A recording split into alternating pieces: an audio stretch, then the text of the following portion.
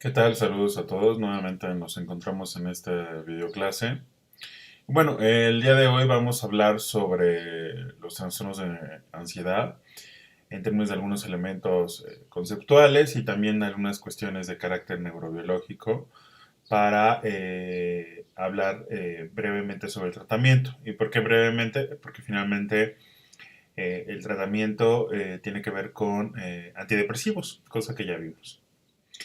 Ahora, los trastornos de ansiedad incluyen una serie de patologías muy variadas en su presentación y también, digamos, como de forma clínica, más no de las categorías diagnósticas del DSM-5, se van a incluir algunos otros trastornos como el estrés postraumático, que forma parte de los trastornos relacionados al psicotrauma, y el trastorno obsesivo compulsivo, ¿no? Que si bien estas dos últimas entidades tienen aspectos neurobiológicos distintos, una de las manifestaciones primordiales precisamente tiene que ver con la ansiedad. Bien, los trastornos de ansiedad va a incluir una serie de categorías diagnósticas muy amplias, entre las que se encuentran los trastornos de pánico, la agorafobia, que puede o no acompañar a los trastornos, al trastorno o a la crisis de pánico. El conjunto de crisis le vamos a denominar trastorno de angustia, el trastorno de ansiedad generalizada, la fobia social, las fobias específicas y el trastorno de ansiedad por separación, que este último, junto con el mutismo selectivo, se suele presentar en niños. Los trastornos de ansiedad van a ser los trastornos más frecuentes de acuerdo a la encuesta epidemiológica psiquiátrica. Hasta el 10% de la población en México presenta un trastorno. Y en esta misma encuesta, el 33.7% de la población padecerá un trastorno de ansiedad a lo largo de su vida. De todos los diagnósticos que contienen estas categorías, la fobia específica va a ser el diagnóstico más frecuente. Una de las cuestiones que tienen que tener en consideración, y lo he repetido sin lugar a dudas en las clases presenciales, ha sido que es muy difícil encontrar un diagnóstico psiquiátrico, en solitario. Es decir, la mayoría van a tener múltiples diagnósticos, claramente de los pacientes. Y para el caso de la ansiedad, lo que ustedes están viendo, tanto en la figura del lado izquierdo como en la derecha, es que una de las comorbilidades importantes de los trastornos de ansiedad es la depresión mayor. Por lo cual no es infrecuente que ustedes noten esa, esa presencia de estos dos diagnósticos. Por el otro lado, si bien vuelvo a insistir, la depresión mayor es importante su comorbilidad, también ustedes pueden encontrar el trastorno por uso de sustancias, por supuesto que este es muy frecuente. Recuerden que hemos hablado de la teoría de la automedicación, es decir, yo me voy a acercar a la droga que necesito para paliar mi enfermedad mental. El estrés postraumático por sí mismo, por supuesto, y en general todos los diagnósticos que entran dentro de la categoría de trastornos de ansiedad por sí mismos pueden llegar a ser comórbidos. Bien, antes de continuar, sí quisiera hacer algunas aclaraciones en términos conceptuales. Lo que el trasfondo en términos generales de lo que sucede con los trastornos de ansiedad tiene que ver con la respuesta al miedo y la respuesta al estrés. Y en términos de aclarar las definiciones operativas, diríamos que la angustia es una reacción eminentemente física. Es decir, cuando alguien está angustiado, ¿no? De entrada es porque el estímulo está presente, es inminente. Pensemos que ustedes están siendo a punto de ser atacados, ya sea por un animal o una persona, y hay un síntoma físico. Pensemos, por ejemplo, taquicardia, sudoración, sensación de freezing, etcétera. ¿Ok? Esto es una manifestación del miedo. la forma más extrema de la angustia va a ser el pánico o el terror. Bien. Por el otro lado, si bien sabemos que hay una experiencia física del miedo, también hay una experiencia cognitiva del miedo. A esta le vamos a llamar ansiedad y tiene que ver con, o por lo menos la definición que nos da López Ibor, que es un psiquiatra o fue un psiquiatra muy importante español, nos dice que es un síntoma psíquico, pero en general tiene que ver con una cuestión de carácter cognitivo que nos ayuda a planear lo que puede suceder. Es decir, nos vamos al peor escenario y a partir de ahí nosotros vamos haciendo ciertas predicciones, tanto de nuestro comportamiento como de lo que se puede presentar más adelante, ¿no? Ahora, por sí mismo esto es la ansiedad. Pensemos, por ejemplo, ustedes probablemente experimentaron ansiedad en el momento en el que nos informaron que tenemos que iniciar nuestras clases en línea, ¿no? Pensamos, ¿y cómo lo voy a hacer? ¿Cómo voy a subir las tareas? ¿Cómo voy a aprender? ¿Cómo es la plataforma? ¿No? Entonces empezamos a planear en ese momento los distintos escenarios y dentro de ellos el más catastrófico sería pues no voy a poder, ¿no? Ahora, a partir de estas definiciones operativas, chicos, se van a asociar ciertos trastornos, claramente de la categoría de los trastornos de ansiedad. Para el caso de la angustia, el más obvio, porque además comparten el nombre, es el trastorno de angustia. Recuerden que el trastorno de angustia se construye a partir de la presencia de crisis de pánico. ¿Qué es una crisis de pánico? Es un episodio de alrededor de 10 minutos en donde el paciente tiene una reacción de descarga adrenérgica provocando diaforesis, taquicardia, dolor precordial, sensación de o ganas de salir corriendo, sensación de muerte inminente. Todo esto en su conjunto, vuelvo a insistir, se le va a denominar crisis de pánico.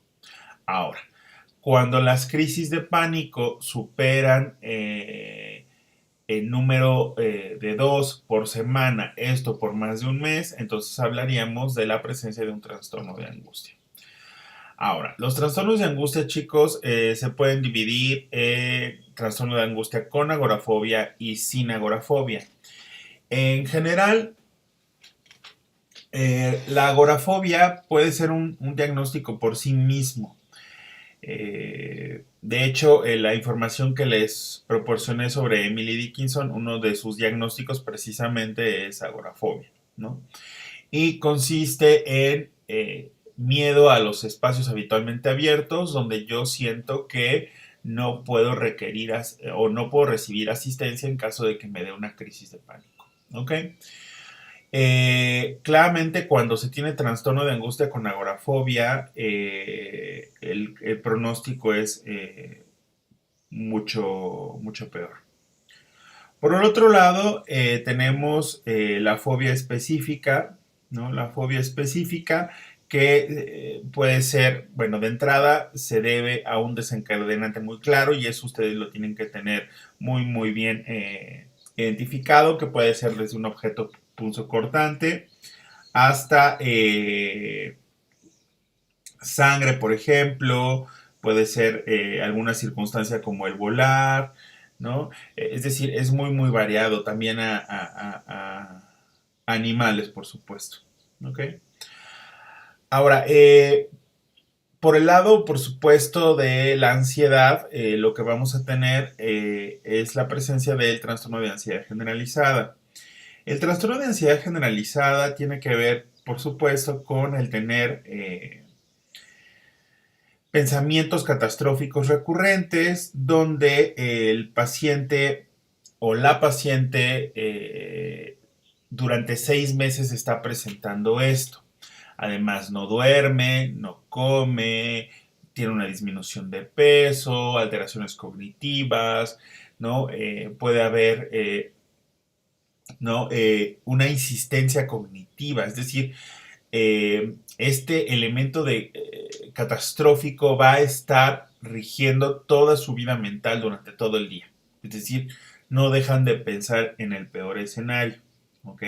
Entonces también para que ustedes lo tengan a consideración. Ahora, es muy frecuente que el paciente llegue o llegue a consulta antes de que se cumplan los 6 meses. Entonces, ahí le llamaríamos trastorno de ansiedad no especificado por tiempo, ¿no? ¿Eso por qué lo menciono? Porque sí es muy complicado que uno o cualquier persona soporte 6 meses el síntoma, aunque claramente hay quienes lo hacen buscando tal vez tratamientos alternativos, ¿no?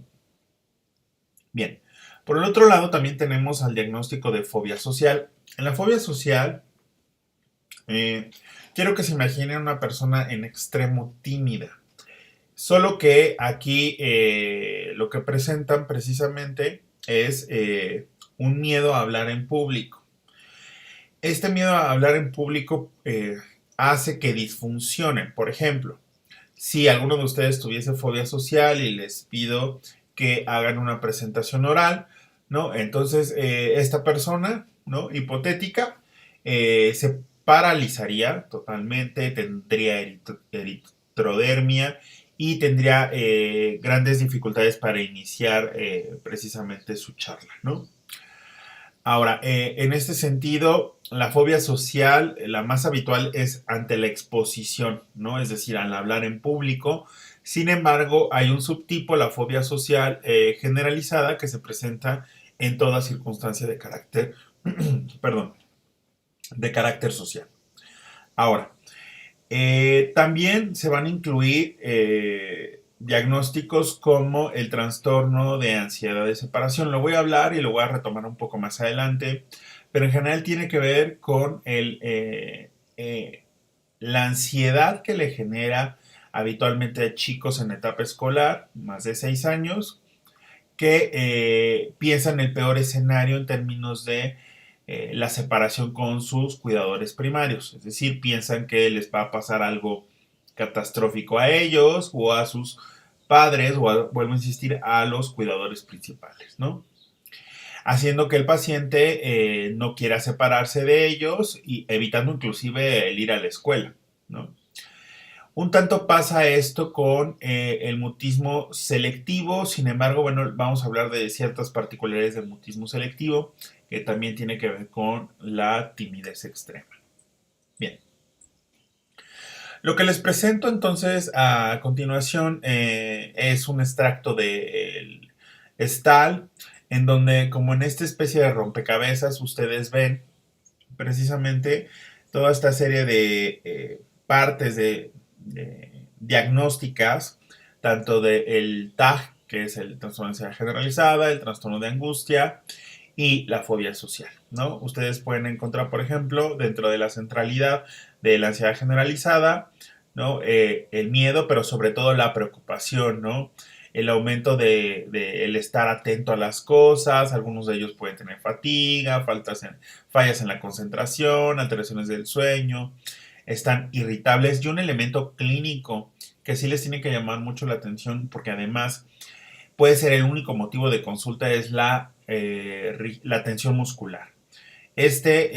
Puede ser inclusive para aquellos que vayan a ortopedia, algo muy muy frecuente y tendrán que plantearse la posibilidad de que tengan a alguien con ansiedad enfrente. Por el otro lado, por supuesto, la fobia social, que fíjense bien, en el centro del diagnóstico, los elementos clínicos de mayor importancia tienen que ver con el performance social y que esto despierta precisamente las distintas preocupaciones respecto al mismo. Y el trastorno de angustia o la que incluye las crisis de pánico finalmente tiene que ver con estos ataques de descarga adrenérgica que no son esperados, ¿no? Recuerden, no hay un estímulo para el caso de las crisis de pánico, es decir, no hay alguien que me está atacando y por lo cual yo presento esta crisis, no hay, habitualmente no hay un elemento que desencadene esto y si hay un elemento no es lo suficientemente importante para justificar la crisis, ¿ok? Esto sí lo aclaro porque si bien no hay un estímulo, el cuerpo actúa como si lo fuera, ¿no? Entonces el costo biológico que tiene eso, ¿no? Esas crisis, y más si estas son constantes, es alto, ¿ok? Bien, entonces finalmente, bueno, les incluyo en esta tablita del lado izquierdo estos diagnósticos, ya no voy a ahondar más en ellos, pero sí voy a ahondar en dos elementos que me parece que son muy importantes que recupere. Uno es que la mayoría de estos pacientes tuvieron timidez extrema durante la infancia. Y no todos, pero sí algunos de ellos tuvieron algo que se denomina el síndrome del niño vulnerable. ¿Qué es esto? Habitualmente son chicos que nacieron en circunstancias bastante complicadas en términos médicos, ¿no? Puede ser que hayan tenido ictericia o que hayan tenido aspiración de meconio o distrés respiratorio, lo que ustedes se imaginen, ¿no? Y que estuvieron durante algún tiempo en UCI. Lo que sucede es que los padres van a percibir a su hijo o a su hija en constante peligro, ¿no? Viéndolos como una persona totalmente indefensa, ¿no?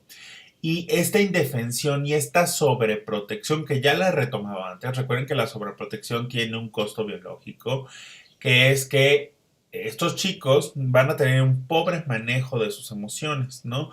No van a tolerar la frustración, no van a tolerar el estrés, ¿no? Van a tener una baja autoestima, el sentido de autoeficacia va a ser muy pobre. Y esto en su conjunto los va a llevar a que tengan un riesgo aumentado de depresión mayor, ansiedad, pero también de trastornos de la conducta alimentaria, particularmente anorexia. ¿Ok? Bien. Ahora, estos como antecedentes de importancia. Pero ¿en qué momento hablamos que es normal, digámoslo así, el tener ciertas conductas de miedo? Lo que les pongo acá en la pantalla es algo que se llama los miedos normativos. Los miedos normativos hablan de que en cada etapa de la vida, o sobre todo durante los primeros 12, 15 años de vida, se van presentando una serie de miedos que conforme vamos cambiando de etapa, estos tienen que ir desapareciendo, ¿no? Hace un momento mencioné, por ejemplo, el diagnóstico de trastorno de ansiedad de separación y que la necesidad de que se presentase en chicos en edad escolar. Pero es muy común que antes de los 3 años, ¿no? Los chicos tengan miedo a la separación, ¿no? Que sean muy tímidos con los extraños. Es bastante común y de hecho, vuelvo a insistir, esto es esperado. Lo que no sería esperado es que haya la persistencia de este dato o este miedo normativo a lo largo de la vida escolar del chico. Ahora, ¿por qué surge esto? Bueno, la psiquiatría evolutiva nos da una respuesta. En general, el ser humano tarda mucho tiempo en configurarse como un adulto totalmente independiente. Piensen en ustedes mismos, ¿no? Ahorita no son del todo independientes, probablemente pensarían en la cuestión económica, pero en general lo que hace la biología es crear un mecanismo para que yo pueda quedarme con mis padres y no irme, ¿no? Con lo primero que brille, ¿no? En este sentido, porque en solitario no sobrevivimos los seres humanos. Entonces, lo que hizo la biología es generar todo un mecanismo de miedo que esté supeditado a la separación con los cuidadores primarios. ¿Okay? Y por eso está este miedo. Ahora, a partir de los 3 años, entre los 3 y los 6 años, empieza a generarse la conciencia del sí mismo. Y esto que implica que al tener conciencia de nosotros, de nuestra existencia, también de nuestra posible muerte, ¿no? Entonces empiezan a tener de forma muy, muy normal los chicos miedo a su propia muerte y a la de otros, sobre todo de las personas cercanas. Empiezan a tener miedo a los truenos, a la oscuridad, al fuego. algunos pueden experimentar inclusive pesadillas, ¿no? Y aquí se da la aparición de los amigos imaginarios, ¿no? Lo cual no es tan común en el contexto mexicano, eso sí tengo que decirlo. Ahora, a partir de los 6 años empieza a surgir la identificación de los pares, es decir, de los otros, cómo son los otros, cómo son los de mi edad, ¿no? Cuando ya entran a la etapa escolar, y es aquí cuando aparece el miedo al performance, ¿no? Sobre todo a la cuestión escolar, que finalmente en la vida de la mayoría de las personas se configura alrededor de la escuela en esta etapa, ¿no? Por supuesto, empiezan con miedo a los gérmenes, a enfermarse, a los desastres naturales, porque también empiezan a identificar su vulnerabilidad, ¿no? Ya entrando un poco antes de entrar a la adolescencia, aparece el miedo a la evaluación negativa, que en algunos pacientes esto permanece a lo largo de la vida. Y voy a explicar más adelante en este sentido.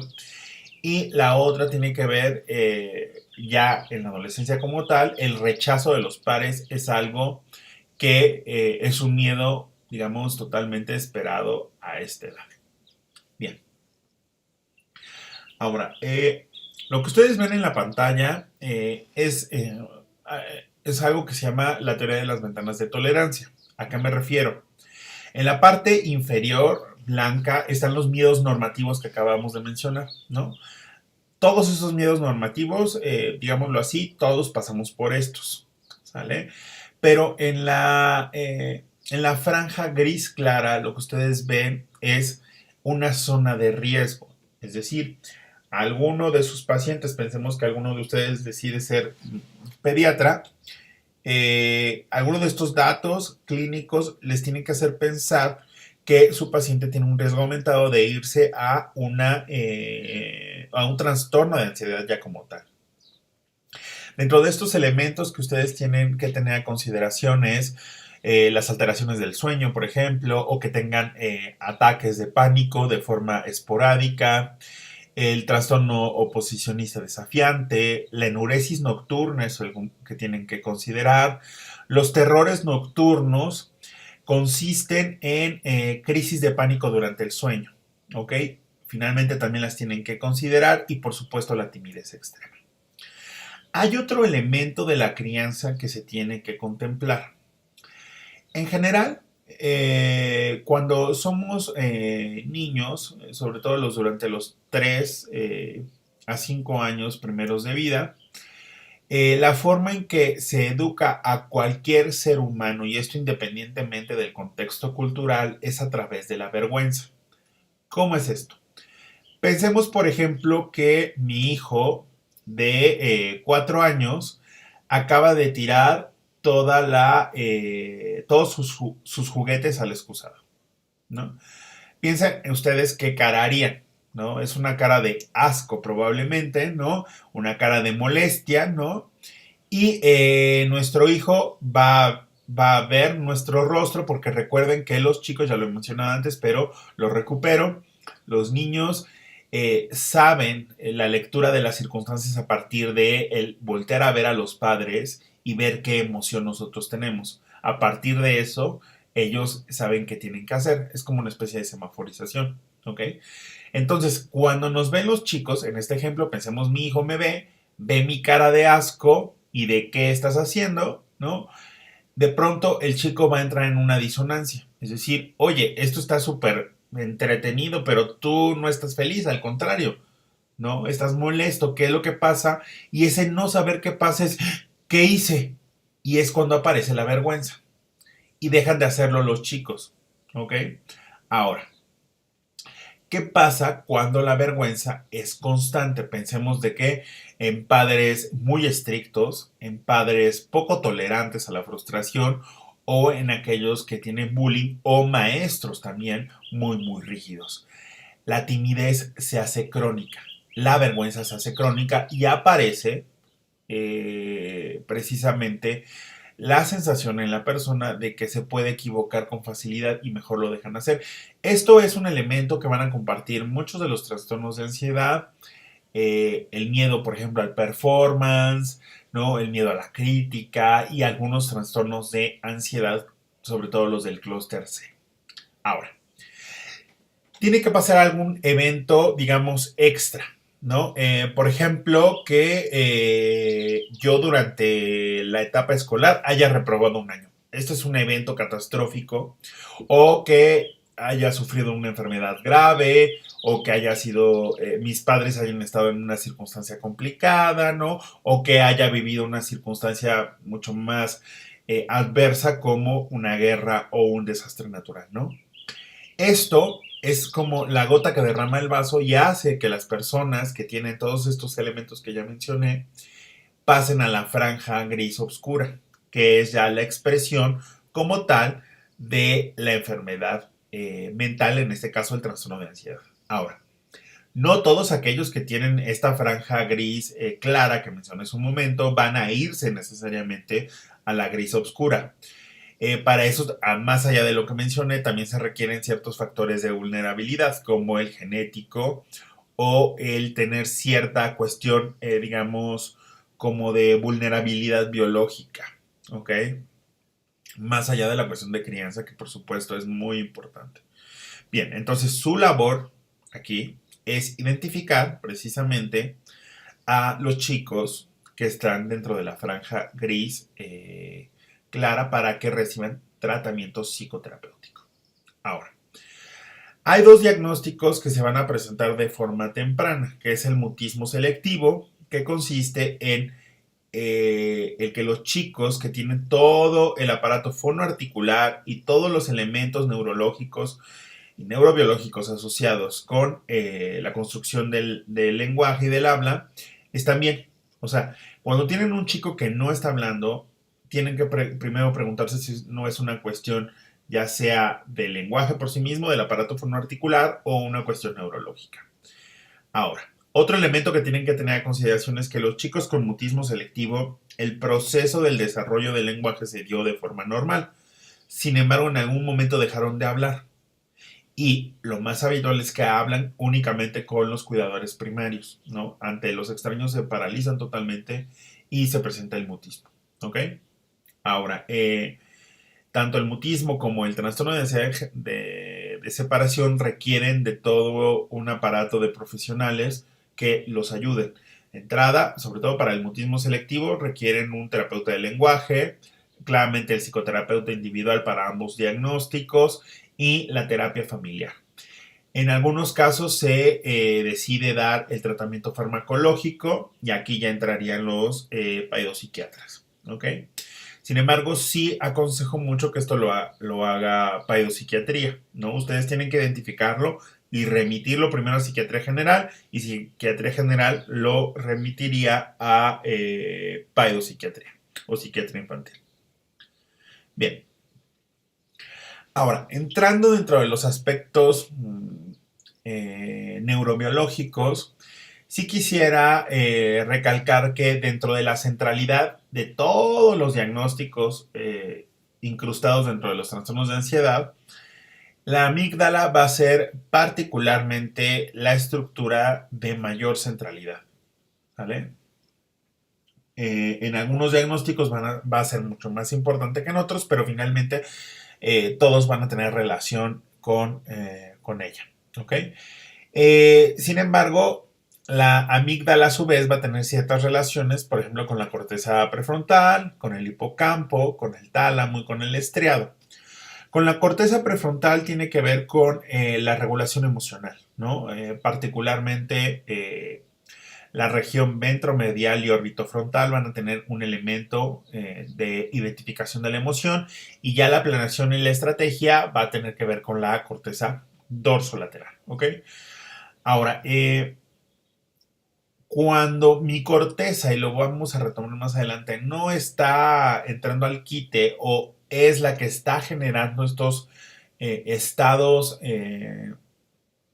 digamos, escenarios eminentemente catastróficos, entonces puede ser que la corteza prefrontal sea la que activa la amígdala. Esto va a pasar, por ejemplo, en el trastorno de ansiedad generalizada. Por el otro lado, recuerden que la relación entre amígdala y hipocampo es bastante importante, ¿no? Sobre todo para las cuestiones del reforzamiento positivo y negativo y también para las cuestiones del recuerdo, ¿no? Sobre todo traumático. Van a haber algunos cerebros que particularmente van a ser muy buenos en digamos, deshacerse del recuerdo traumático, reconfigurarlo, y otros que no. De hecho, los que tienen mayor pobreza en precisamente la resolución de este recuerdo traumático, eventualmente se van a ir a un estrés postraumático. El tálamo también tiene asociación con la amígdala, sobre todo porque recuerden que el tálamo es esta especie como de central en donde llegan toda la información sensorial y al recuperarla la envían a las distintas áreas de la corteza cerebral, ¿no? Y finalmente el estriado, que tiene que ver con elementos de la cuestión motivacional, el placer y la recompensa. Bien. En lo que ustedes ven en pantalla es precisamente, también son un sustrato del estal. Y en la parte izquierda, superior izquierda, lo que ustedes ven es que neurobiológicamente los trastornos de ansiedad se van a dividir en el estudio del miedo y el estudio de la preocupación. Y el estudio de la preocupación, ¿no? Que tiene que ver con estas cuestiones de expectativas catastróficas, ¿no? Que se asocia a su vez con la ansiedad conceptualmente hablando, ¿no? Va a tener una alteración sobre todo en el circuito córtico estriado tálamo cortical, ¿ok? Y a su vez va a tener relaciones con los neurotransmisores que ustedes ven del lado derecho. Serotonina es el principal, por eso el tratamiento es con inhibidores selectivos de la recaptura de serotonina. El GABA tiene mucho que ver acá, por eso también damos benzodiazepinas para el tratamiento. Ya en menor medida, dopamina, noradrenalina y el glutamato. ¿Ok? Por el otro lado, una de las áreas de disfunción importantes, más allá de este circuito que mencioné, es la corteza dorsolateral, haciendo que el paciente todo el tiempo, vuelvo a insistir, esté planeando de forma catastrófica, siempre haciendo generalizaciones, teniendo errores cognitivos, y esto precisamente es lo que los lleva a formular particularmente un trastorno de ansiedad generalizada. Ahora, cuando esta falla se relaciona con la timidez extrema durante la infancia, sobre todo, se va a terminar decantando en una fobia social. Por el otro lado vamos a tener el miedo, en donde la centralidad neurobiológica va a estar relacionada con la amígdala. Recuerden que la amígdala tiene múltiples funciones, entre ellos el miedo, ¿no? Sin embargo, va a tener relaciones con el hipocampo, con, por supuesto, el tálamo, como ya lo mencioné, ¿no?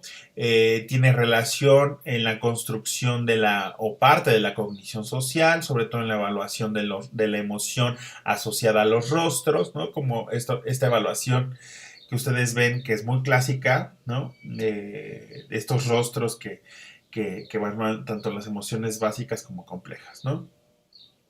Que se llaman los rostros de Ekman, así los pueden encontrar, ¿no? Entonces, precisamente cuando hay una activación de este circuito amigdalino, lo que encontramos es una activación del sistema nervioso simpático, perdón, haciendo que el paciente precisamente tenga estas crisis que ya mencioné, ¿ok? Bien, esto sería todo respecto a la cuestión neurobiológica, las generalidades clínicas de los trastornos de ansiedad. Espero que haya sido de su interés. Nos vemos la próxima clase.